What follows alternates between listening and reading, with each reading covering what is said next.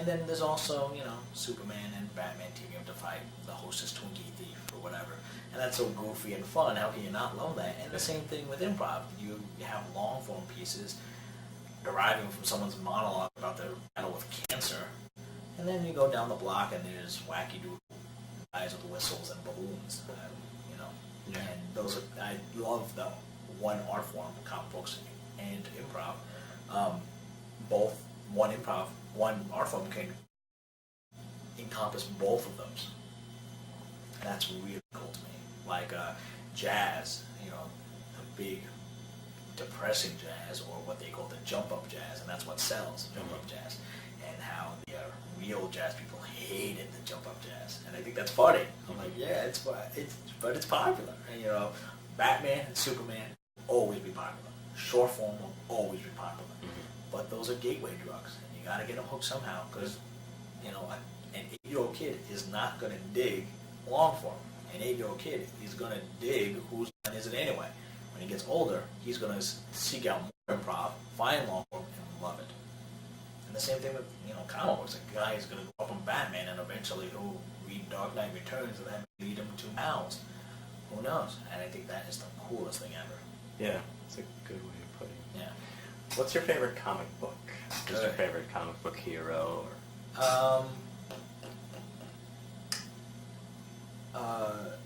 The greatest comic book series ever, bar none, is Nexus. In that it was a small series, and it was a guy with power he didn't want. That's always cool.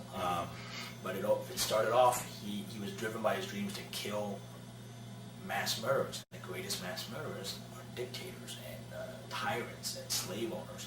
So it's set like the year 5000 or something. And he goes and kills them. And one of the first times he killed a dictator, one of the slaves said, "But what about us?" And he said, "Come with me." And he took them. And that was like in the issue number 3 that happened.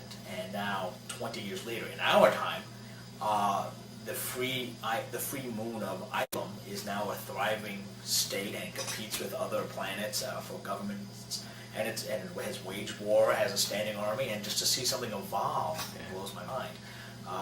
But then I also buy my Superman and my Batman. Superman's married, go figure. And I love that. I mean, Del Close, one of them in class, I would do a lot. When I first started, I did a lot of superheroes, science fiction references, and it's a label I've been branded with, and apparently it's stuck on my face because if someone goes to imitate me or make fun of me, that's the first thing they go for. And then I get mad because I'm like, when's the last time you heard me say a superhero or science fiction reference? When's the last time? I myself cannot remember. But I would do it a lot when I first started, and Dell one day took me aside and said, wouldn't it be interesting if someone got people like you together and put them in a show all together? And that led to me doing my first show in Improv Olympic. And then when Dell was moving, Dell wrote a comic book in the 80s called Wastelands. And when he was writing for DC, you get put on the DC comp list, and they just start sending you everything under the sun. And of course, Dell is going to read all of it and then never look at it again. He had this giant box that he said, "I'm moving, come get it." And I didn't have a car, but I told the guy in class to drive me because he wanted to see Dell's house. Yeah. And we drove over there, and we took it home, and it is like Dell, weird, arcane, just weirdo stuff in one box. And some stuff that was, I actually went back to him and said, "Are you sure you want to give this to me? This is kind of worth a little bit of money." He goes, "If I didn't realize it was money, I don't care." Yeah. And so he gave it. I have stuff now that blow my mind that I have. Like first appearance, the English appearance of, this is not going to make sense to very many people, the English appearance of Marvel Man in the original releases, and that blows my mind. Just old trade paperbacks before the term trade paperback was used, of the origins of Marvel comic books, Son of Origins, the women of Marvel comic books. Perfect condition. He never looked at them. Wow. Just weird things. A playbill from a play that Jim Belushi did in the 70s. Not autographed or anything, just, I guess Dell went to see it and took it home and threw it in the comic books. A crap load of Japanese comics that I will never read because I don't read Japanese.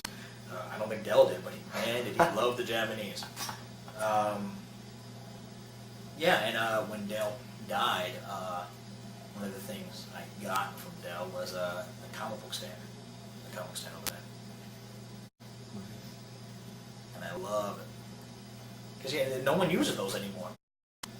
Because all comic books now are sold in comic book stores, and you don't need those in comic book stores.